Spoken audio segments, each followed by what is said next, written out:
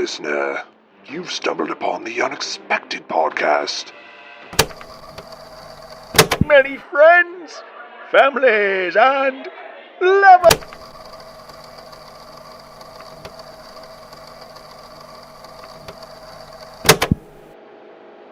This is Dr. Emma Seerig performing an autopsy on one Jane Doe. The time is currently 9:32 p.m. Cause of death is undetermined, with significant postmortem damage to the facial region.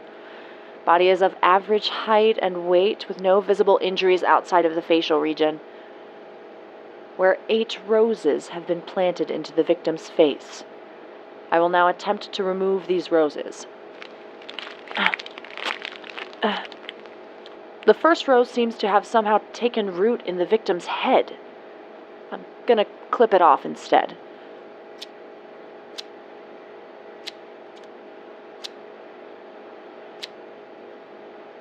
I have now clipped off all 8 roses.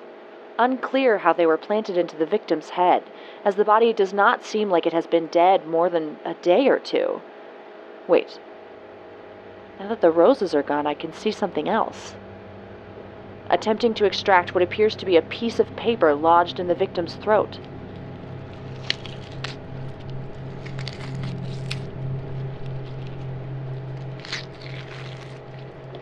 It appears to be a letter.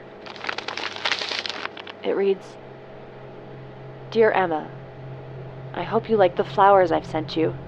I know roses are your favorite.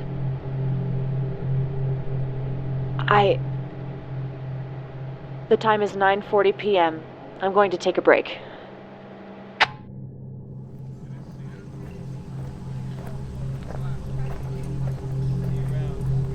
I know you remember the first time we met. An unfinished construction site you and your friends used to sometimes drink at. I found it too. A bit of shelter. I'd been dead for 3 days at that, an expected overdose at the end of a sad life. I'd started to rot, smell. All sorts of small creatures had come to make their home inside me. Flies, planting eggs.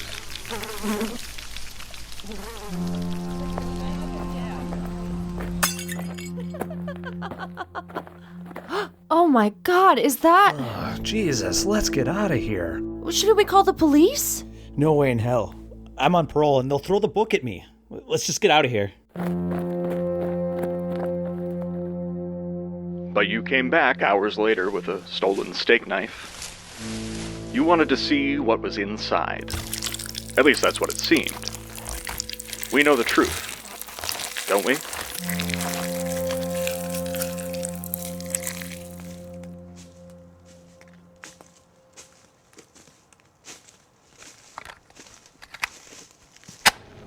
Strange as it may seem, my career began here. As a follow-up to my work from earlier this evening, I've come here to check with an old colleague. The site where we first met, now an empty lot. Unsure of need to further record this process, but I've always believed in being thorough. I believe this is the spot. Hello again, my dear. Glad you got my message. I was afraid you wouldn't remember me. I don't think I could ever forget you, Oliver. Even though you had started to rot, even with the flies buzzing around and the smell permeating the air, you were beautiful to me. Do you remember how it all began? Yes. A cut right down the middle, from sternum to navel. I'm not sure why. I wasn't even sure what I was looking for.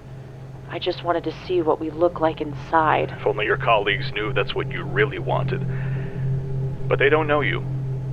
Not like I do. Now, close your eyes. My eyes? But why? Shh. This world, it's not for people like you. I want to show you how it could be.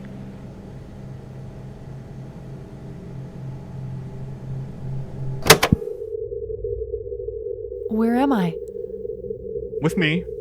Just for a bit. It's not so bad. There's not much to see or hear or do, but it feels nice and warm.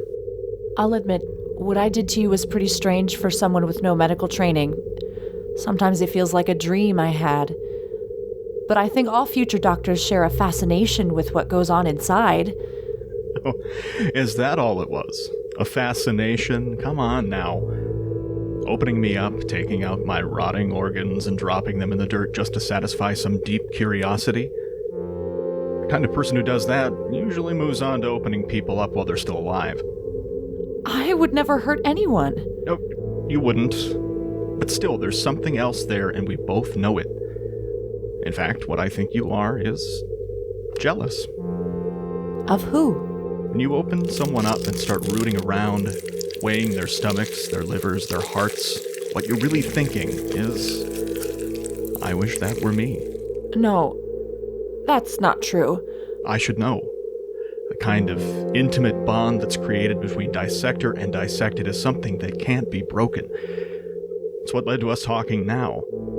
I know you've always wanted to understand what it's like to open yourself up. That's why you keep doing the job. Hoping you get closer to finding out, but you never do. Only one thing can bring you to that final step. I want to give you a gift, Emma. I want you to finally know. It's the least I can do. Thank you.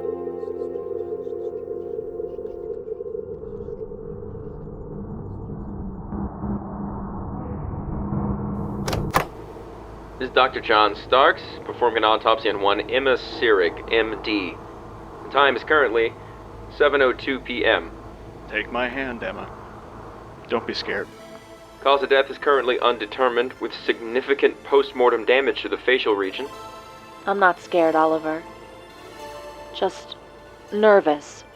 Excited. Oh, I can hardly bear it. Body is of average height and weight, with no visible injuries outside the facial region, where 8 roses have been planted into the victim's face. Hold on to me, Emma. I must warn you that you've never felt a freedom like this. One more thing.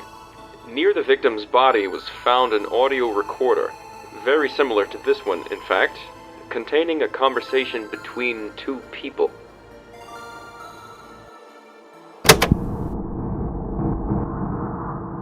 Anyway, I'm now going to attempt to remove the roses from the victim's face.